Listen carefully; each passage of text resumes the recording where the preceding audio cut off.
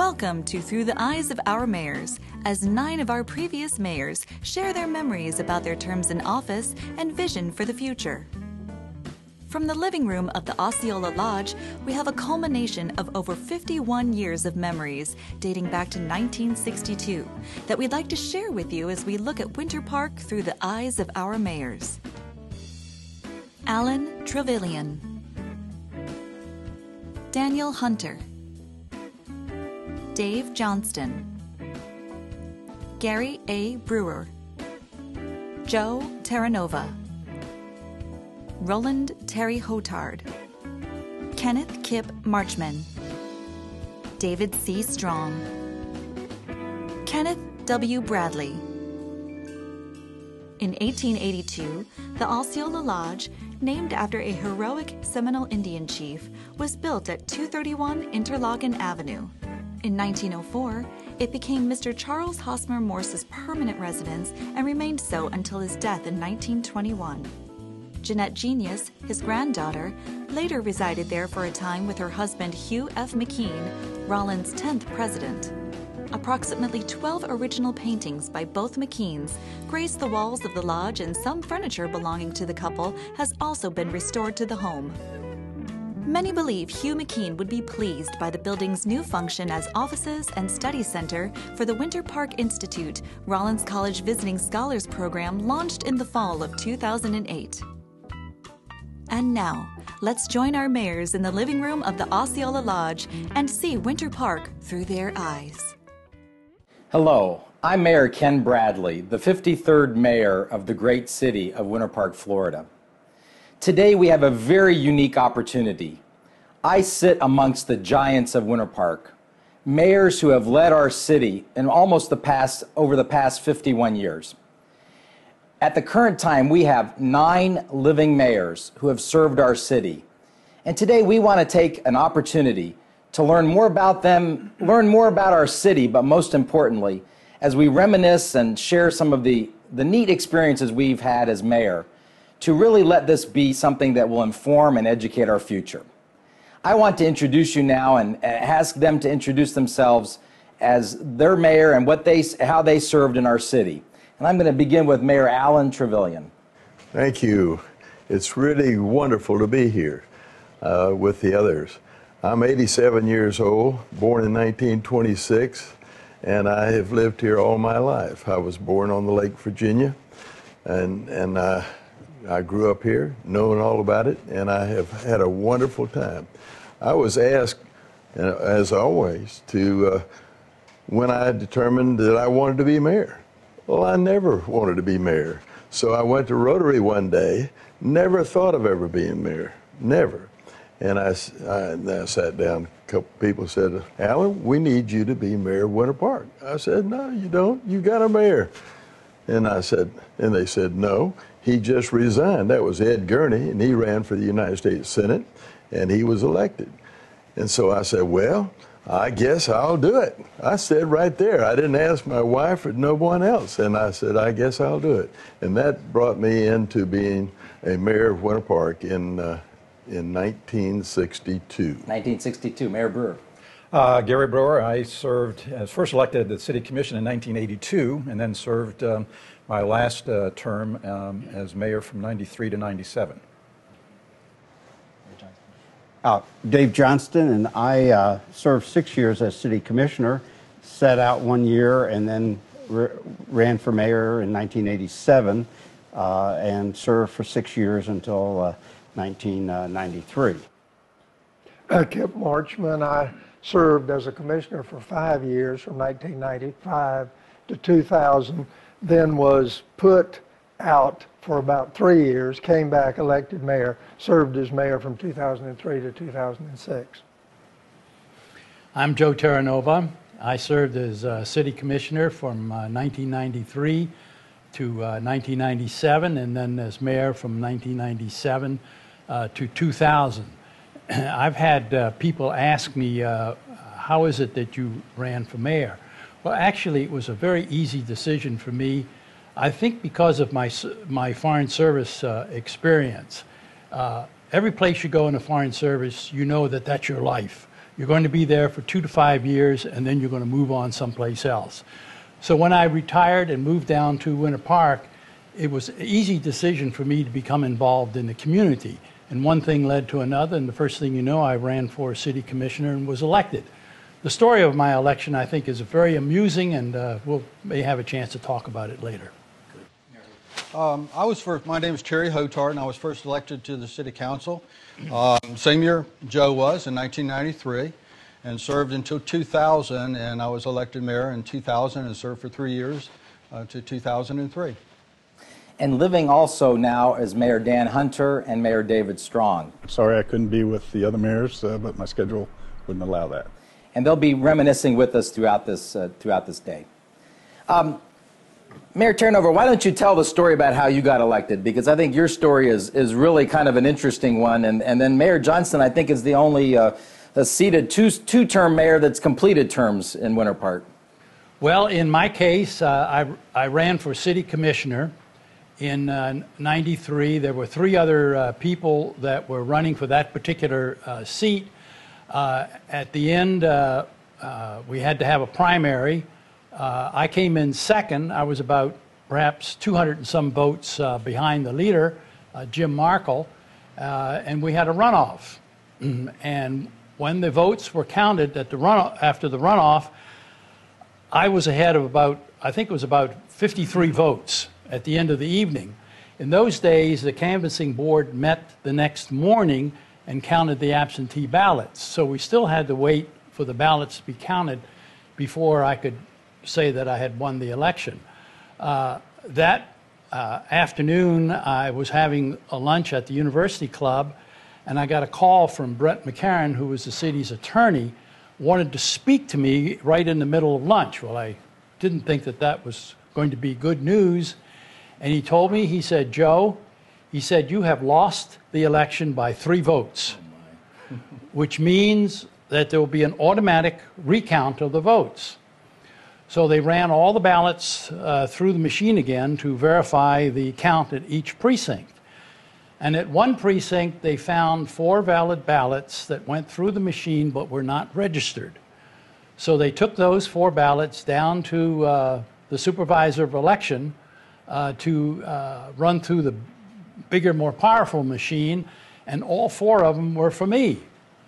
And on that basis, I had won the election then by 1 vote and was certified by the canvassing board to have won. But that wasn't the end of the story, because my opponent, Jim Markle, contested the vote, and they went over the absentee ballots, and they found some ballots that, even though they could be legally dismissed, the city attorney had told the canvassing board that there have been rulings made where they should be accepted. So there were 3 ballots that fell into that category. So they had a meeting at the city hall. I was there, Jim Markle was there, the press was there, there were many other people there. The city clerk opened the first ballot, and it was for my opponent, Jim Markle. So at that point, we were in a dead heat. And she opened the next 2 ballots, and they were for me. So I won and was recertified by the board as having won the election by 2 votes, and in the process, I doubled my lead. So the power of a vote is pretty important, isn't it? It is very important. He was forever known as Landslide Joe. Mayor Johnston, you're a rarity in Winter That is Park. correct. You were a 2-term mayor. That's correct. And won the 2nd term by the best way of being unopposed. Okay. So, yes. I was going to ask that. I didn't know, because I know Joe was unopposed. Joe I didn't realize yeah. that you were unopposed. I was Well, unopposed. Everyone else have opposition in their races? I did, yeah, too. I remember when David was unopposed, because I walked over to City Hall a little bit before 5, and he cringed. Yeah. And I didn't register. Or was he blocking? He was blocking. He was trying to keep you out. So. My opposition sitting to my left. That's right. The There 3 of have us been were some in the race together. Yes, he was my opposition as well. And, Interesting. We had 3 candidates in the race at that time. And in fact, I entered the race late. In fact, I had no intention of running for office. I had I had served 12 years, and we changed the charter in 1983 that limited you to 4 consecutive terms. And so I thought at the end of my last term as city commission, my terms were up and I could not run again. And then Commissioner Peters had announced her candidacy. Mayor Marchman had announced his candidacy, and some of the people who supported me had suggested that I should run. And I said, well, I can't run. And they got the ruling from the city attorney that, no, I was exempt from that first term because the charter was changed after I was first elected. So that's how I got into the race. And Mr. Mayor, could I pick up there, because that was an interesting time. Mayor Johnston did a great job. I tell him that I'm his greatest legacy of the city of Winter Park. He had appointed me to serve on 2 groups. One was the Charter Review Commission. Yes, important. And he also appointed me to serve on the Civil Service Board. My biggest mistakes. Then there was some thought from the then mayor about changing the city charter to take away the real effectiveness of the Civil Service Board, which concerned me a great deal. There was a political committee put together. I think several of you here were part of that political committee. And then the mayor decided not to go forward with that.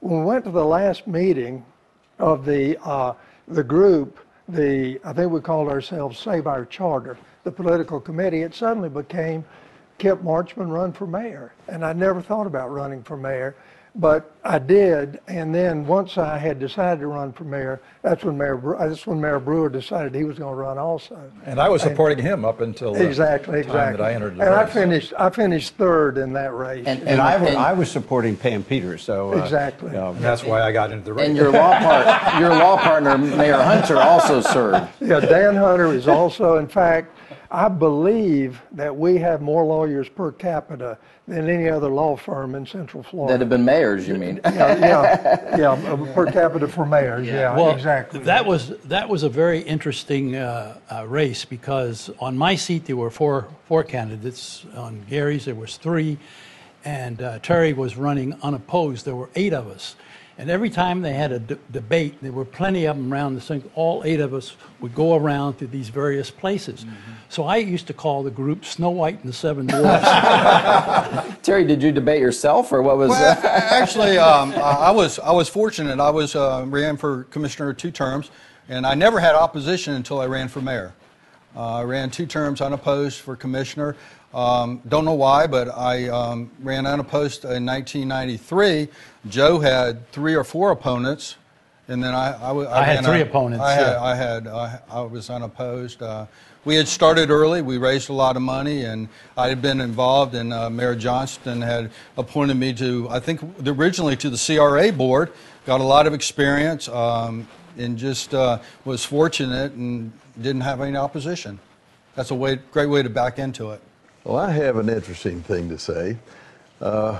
Being the one that was appointed without knowing it, they swore me in the next week.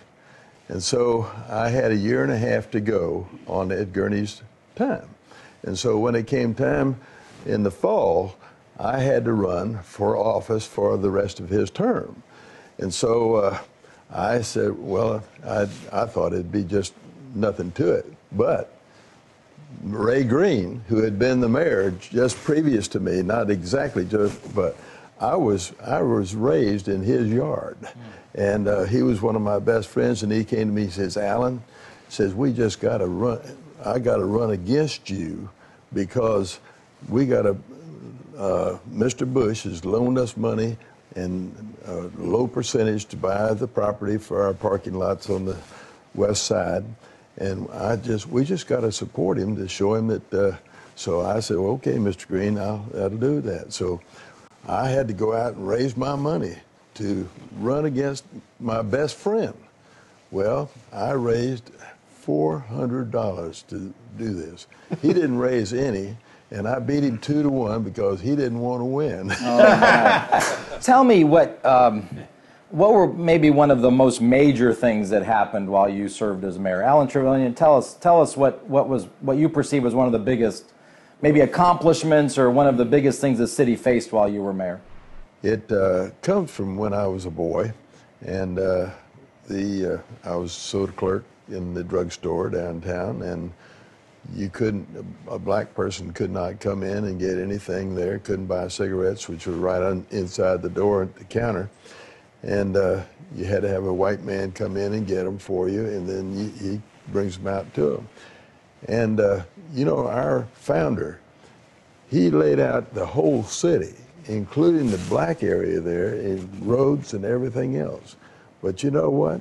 When I was mayor, all those streets over there from Canton Avenue all the way to Fairbanks Avenue, and from New York Avenue all the way out to 1792 were all dirt. I mean, there was New England Avenue, was the only one that was paved with bricks, probably 18 feet wide, and went down across the railroad track and over there, and that was it. These people had dirt in their place from dryness and blowing in there. They had mud in there from the rains.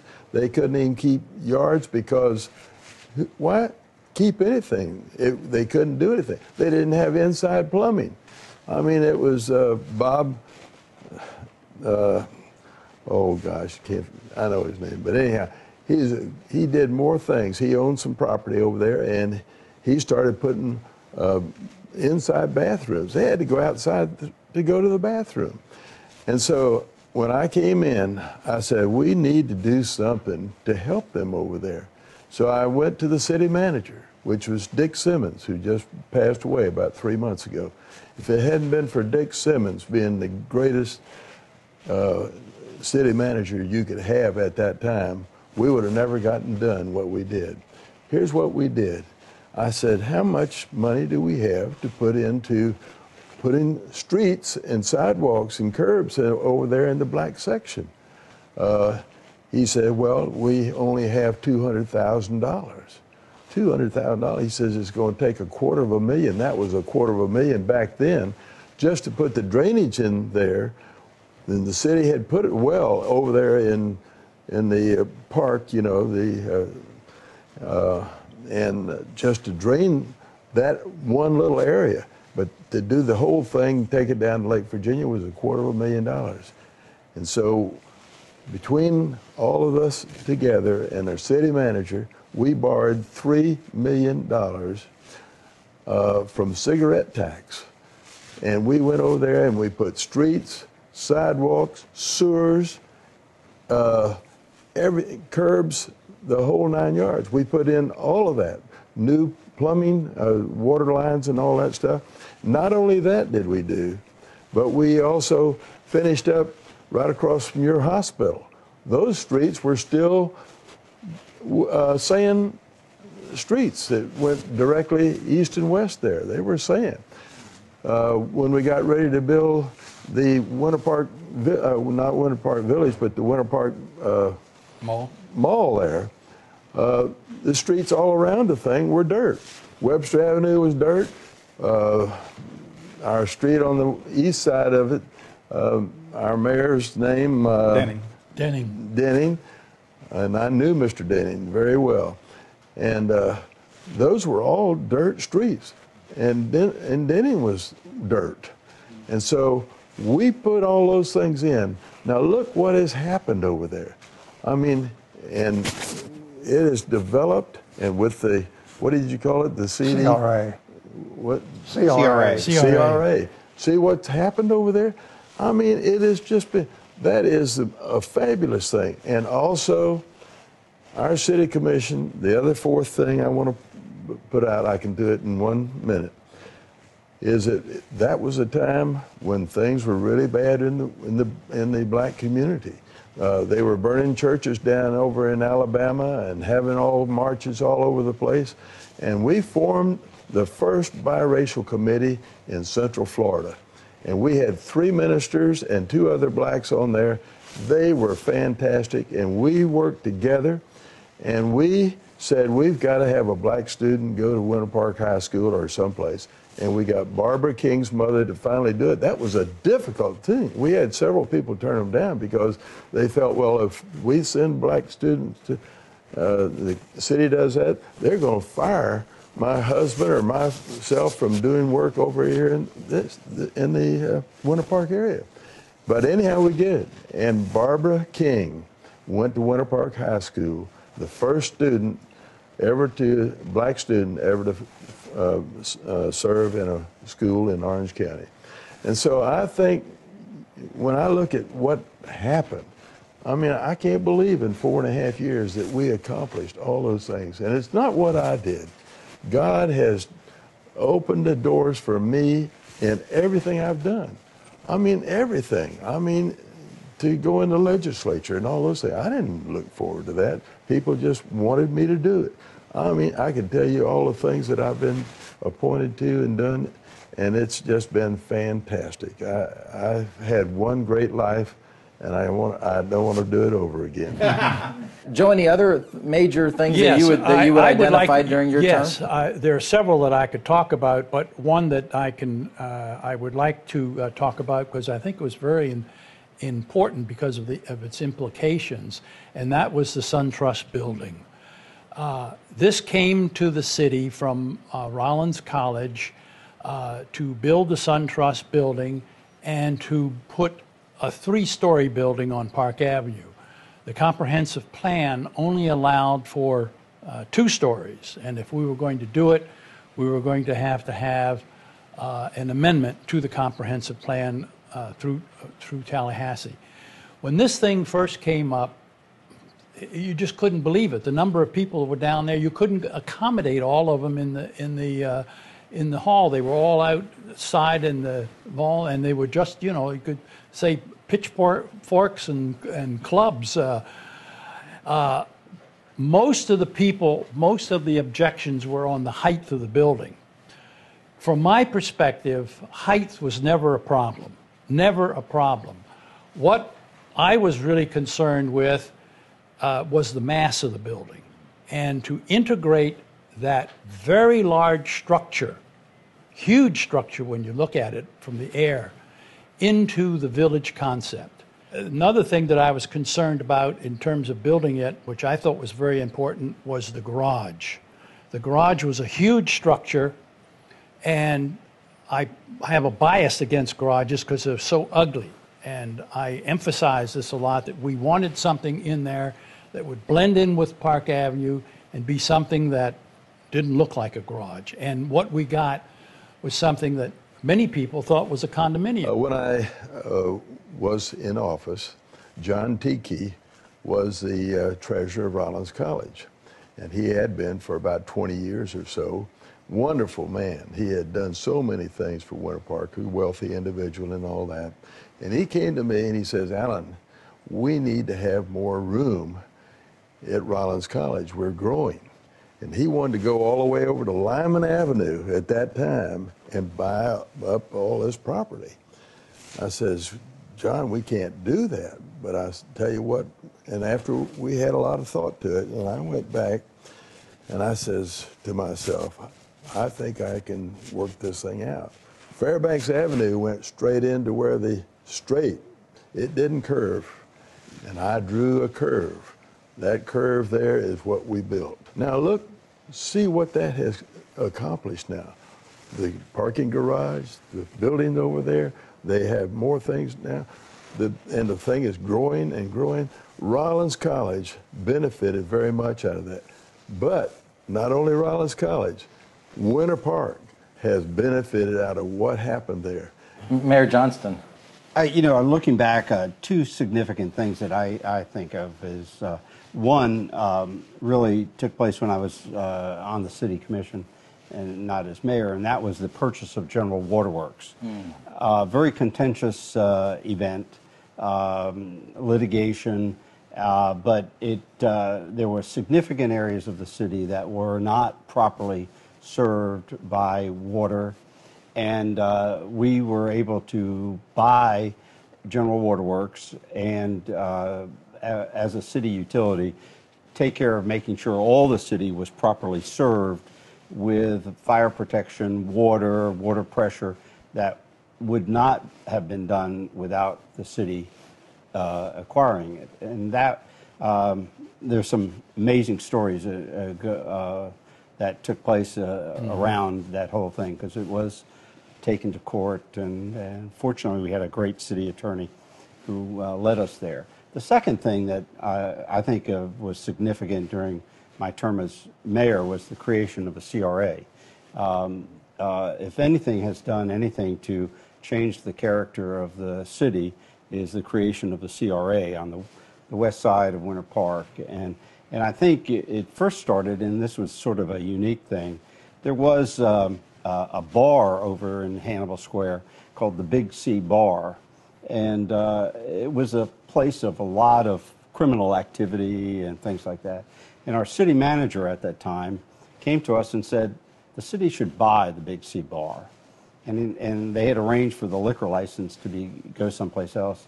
So the city, with the creation of the CRA, bought the bar, closed it down, and really took care of a lot of crime, and was a stimulus to bring about what has taken place on the west side of Winter Park now, which is an amazing transformation of an area that was a blight on the city, and true what the CRA should accomplish in improving the blight.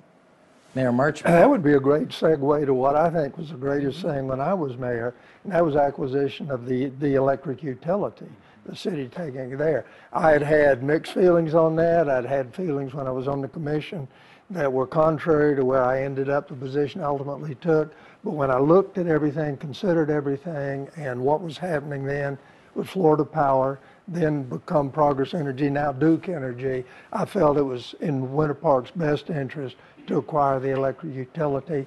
I think it was a wise decision. I think the city did the right thing. And the other thing that comes to mind is the three storms that occurred in 2004, which were very interesting. But I think the greatest thing that happened when I was mayor was the acquisition of the electric utility. Well, you know, to that, Dan Hunter, your former mayor, and I served as a chair of a committee, a citizens committee.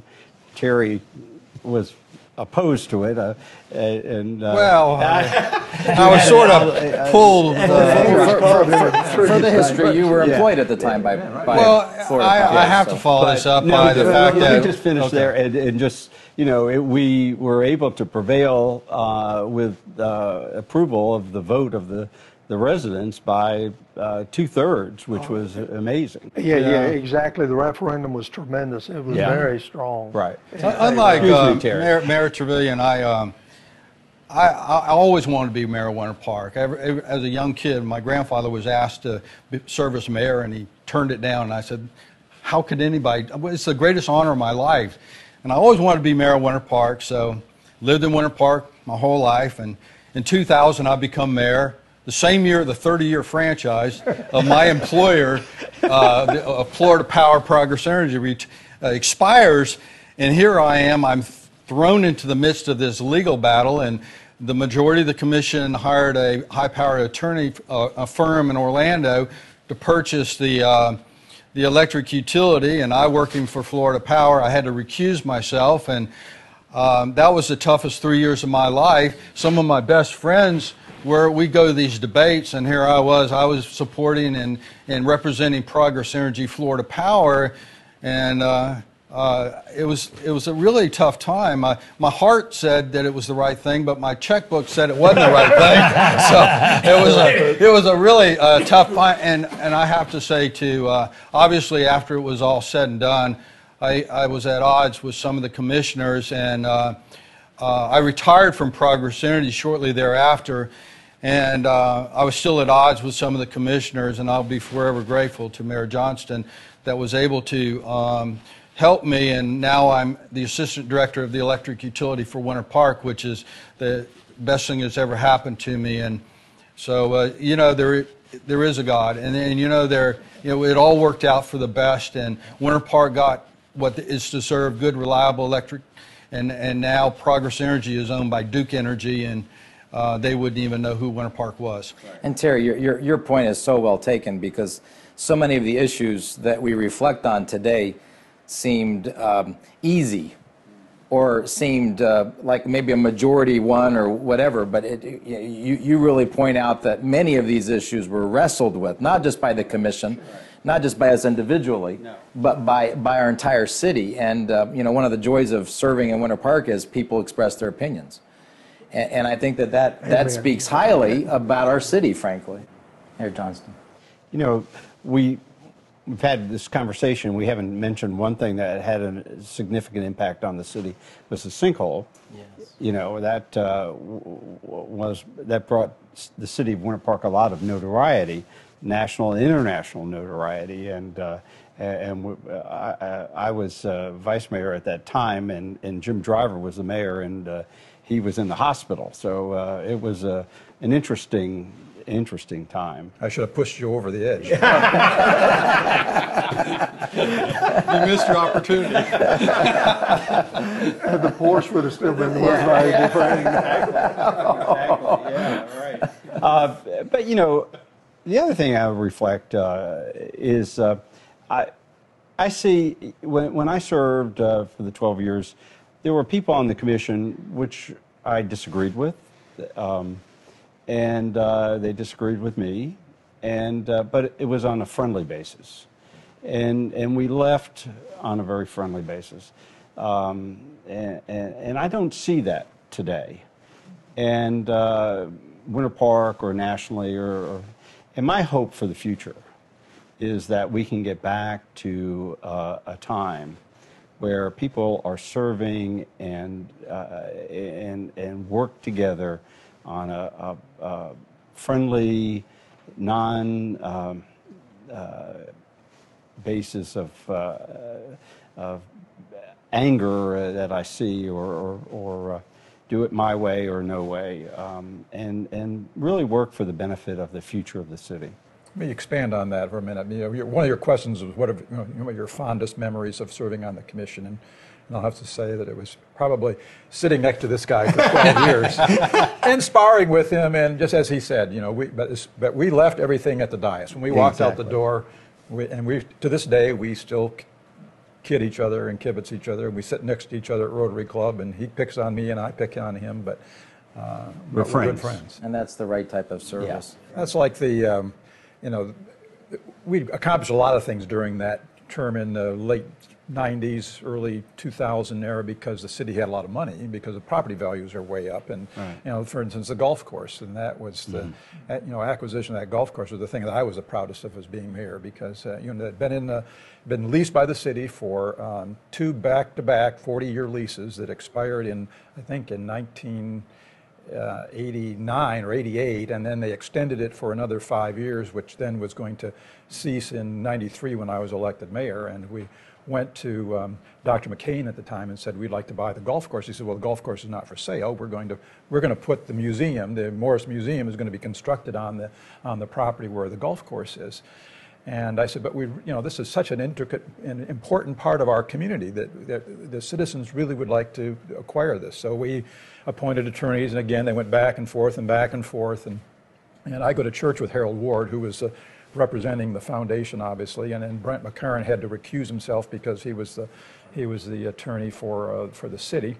And so we hired an attorney to negotiate, and they were negotiating back and forth. And I finally said to Harold, do you mind if I just sit down with Dr. McCain one-on-one? And he said, no, I wish you would, because we're not getting anywhere.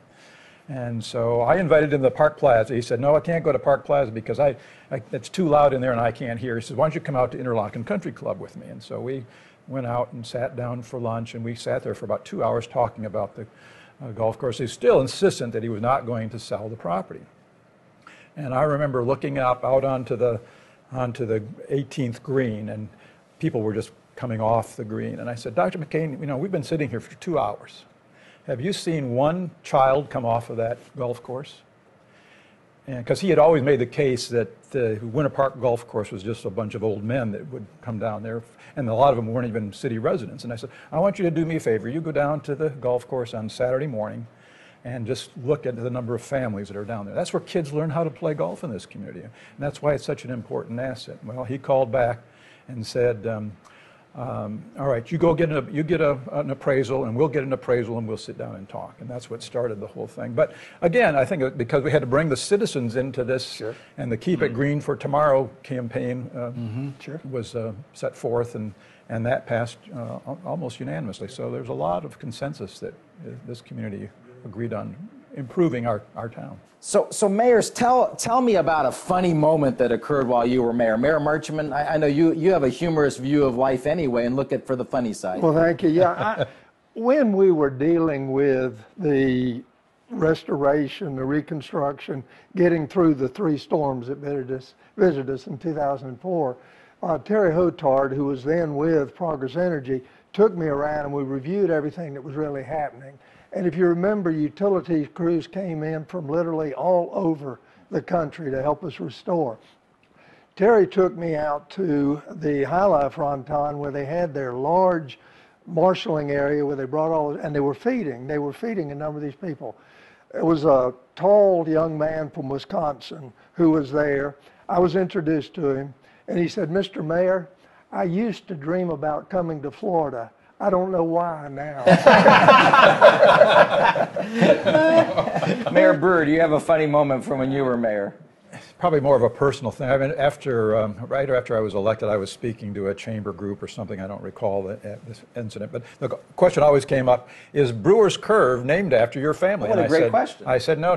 The Brewer's Curve is really named after the 4th hole of the golf course because I've never been able to par that. And so the next morning I went out and Bill Carrico had a sign put up at the tee of the 4th hole that said Brewer's Curve. Oh, great story. We had all kinds of people in Winter Park with all kinds of interests, and they were off the wall a lot of times. One that comes to mind was a young lady who was very fond of her pet pot-bellied pig. And she wanted, and pigs are outlawed by City of Winter Park ordinance. So she came before the commission and wanted to tell us about how friendly and pleasant her pig was, and wanted the commission to consider allowing pet pigs in the City of Winter Park. And the commission, and myself included, kind of shook our heads, and she was a very earnest young lady, and she was very sincere, and her pig certainly wasn't a nuisance to her neighbors. But the end result is we just kind of shook our heads and said, we'll just avoid this issue right now, and maybe no one will ever complain about the pig. So that was kind of a funny thing that came before commission, and frankly, we spent probably 2 hours talking about this pig ordinance, the lack of pig ordinance. And so, Terry, a funny moment or a favorite memory? I think my moment would be more memorable than funny. I got a call from the Bank of America one day, and from Rosemary Mason Holder and Florence Falcone. There was a lady, her name was Catherine Crane, and her husband Howard had passed away, and she said she wants to buy a bench in the Rose Garden. She loves the Rose Garden. She's had no kids. She was a retired principal from New Jersey, and so we met with her. John Holland and I met with her, and became very good friends with Catherine Crane. She was up in years. She was quite an eccentric lady, and when it was done, we shared our vision of the Rose Garden with, I think, Joe, you were on the council then. We shared the vision of the Rose Garden. At the end of the day, she wrote us a check for over $500,000 for the Rose Garden to do the improvements that we see today. And that's her legacy. She wanted to see young people married in the Rose Garden. She wanted to see anniversaries, reunions, and I would just be totally remiss if I didn't mention Catherine Crane, because she had a profound impact on my on my being mayor. What a wonderful gift, and you point out something that I think each one of us could probably recall, are individuals who have made a huge difference in our city. This was a lady that didn't come from Winter Park. Right. She came from New Jersey, and she loved Winter Park just like Doe did. Traveled the world, and she came to Winter Park and loved it. And she wanted to leave something for the citizens in the future. Soon after I became mayor, one of the things that I pledged to myself is that whenever I saw city staff working, I would try to go comment to them and thank them. Because what I realize is in public service, there's a lot of people who who criticize staff, really, and it's really very sad, sometimes abuse them. So I was driving by the old state office building, and I saw a whole bunch of our police cars over there. So I thought, well, this is a good chance for me to go stop and see a lot of people at one time. So I went in, and little did I know, as I approached them, all of their rifles started to be aimed at me. So I put my hands up and I said, you know, I come in peace. I am your new mayor. I'm here to thank you. I will sign your paycheck. Right. So they smiled and they said, oh, that's right, you're the new mayor. And I said, well, what are you doing? They said, we're having SWAT training. And then they got very excited. They said, would you like to be our hostage? Terry, what do you envision for the future of Winter Park? Maybe look out 5, 10, maybe even 50 years from now when maybe we're just memories in this city. Well, but what do you envision and hope for Winter Park? I had, like Mayor Trevelyan, I had the opportunity to grow up in Winter Park, and I remember during the summer, you could fire a cannon down Park Avenue, it wouldn't hit anybody. That's right. And I think that each one of us collectively have added our special touch to Winter Park. And I think Gary had the term keeping Winter Park, Winter Park. And I think that Winter Park is in good hands. I think that the leadership that we have today is bright, it's forward thinking. And I think Winter Park will only grow, and it's now the place that everybody in Orange County or Central Florida wants to come and live. And I think that Winter Park is only going to get better with time. Well said. Joe? When I was mayor, the term that I used over and over and over again whenever I talked about anything going on in Winter Park, I always said Winter Park is a premier urban village. I believed it was then, I believed it was now, and I believe it will be in the future. It's so important that Winter Park keep in mind that we can't be Winter Park without a very strong commercial area, a very strong downtown area. Most everyone will realize the importance of the residences in Winter Park, but if Winter Park is going to remain a full-service, viable community, full service, I mean our own police department, our own fire department, our own recreation department, Hospital, and all, college, we have all got those to institutions. keep in mind that we need a very strong commercial area. And not to the exclusion, we need to protect our residential areas, but we've got to keep that in mind. And I'm afraid from time to time, there are people who fail to realize that. That's got to be kept in the citizens' mind. But Winter Park has got the best people in the world in the city, and that's our strongest asset, the people. Mayor Trevelyan, future. Well, I was going to say this a little bit later. I know what it is because growing up here, I knew what it was, like Terry. I mean, Winter Park, in the summertime, they put paper in their windows because probably 25 to 35% of them, all because they went up North Carolina and places like that. And I can tell you a lot more later, and I won't go into it. But what I was going to say is what makes Winter Park great as it is now. And I was going to say that Winter Park is probably one of the best cities in the United States and even the whole world. And the reason is they're sitting around this table and been mayors and have leadership and put in their time and effort to make this city the very best. And that's what it is. Mayor Brewer. Well, I could not presume that any one of us could predict what the future is, but I always believe that the future is a reflection of the past. And if this city is what it is because people and the citizens of this community take pride in their city. And as long as that continues, the future is going to be fine. You know, if you take a snapshot of Winter Park at any one of our times, that's what Winter Park was supposed to be. And everybody always said, no change, don't change anything. And well, if that were a fact, we'd still have pine trees growing up in Park Avenue. That's right. So change is going to occur, but as long as the citizens stay involved and are committed to making this the best place in the world to live, it will be fine. What I hope occurs in downtown Winter Park is very, very careful approval of any new redevelopment. Winter Park derives most of its character and its reputation from the Park Avenue corridor. It should be redeveloped with great study and care, and there will there have been and will be and always have been pressures to redevelop Park Avenue, but it's the goose that lays the golden egg, and we can't forget that how important it is to the city of Winter Park. I think there will be constant pressure to redevelop in that corridor, as there always has been, and hopefully we'll have good commission and an alert public that will strive to protect that area on an ongoing basis. Mayor Brewer, what makes Winter Park so special to you? I always go back to our city of homes, and I don't think of that in the terms of a structure. And I think that Winter Park is a city of home. This is my home, and as long as people maintain that attitude that this is home, and that's what make Winter Park a very special place. I had the privilege of defending our parks accreditation in Minneapolis on a cold fall day, and I began my conversation by saying if it wasn't for parks, all we would be is winter. and when I think of Winter Park, obviously we have to think about the parks. We have to think about the great institutions, Rollins College. If it wasn't for, Rollins College and Winter Park are better because of each other. The hospital, obviously, where I've had the privilege of serving, the world's greatest collection of Tiffany glass.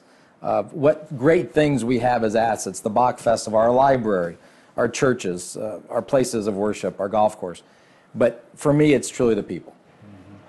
And it's the people that continue to have children here, to retire here, people that, like my parents, buried in Palm Cemetery. It's the people that have made Winter Park so special. And the outlook is bright because we have great people. Yep. And we'll continue to have great people. Yeah. I've sat amongst giants today. I might say maybe ordinary people who have done extraordinary things. But your service and the continued service to our city that you represent is something that we need to commend and thank you for the other mayors that have served and for others who have put themselves out in public service. It's not an easy job. But the love that we have for our city, I think, is evident today. And I personally want to say thank you all so much for being here and for doing this with us. Thank you for having me. You must be running for another term. Well, I like to think of terms in dog years. It's been 28 right now. So God bless you all, and may God continue to bless the great city of Winter Park, Florida. Amen. Thank you. Thank you all so very, very much. Wow, you all are just fabulous.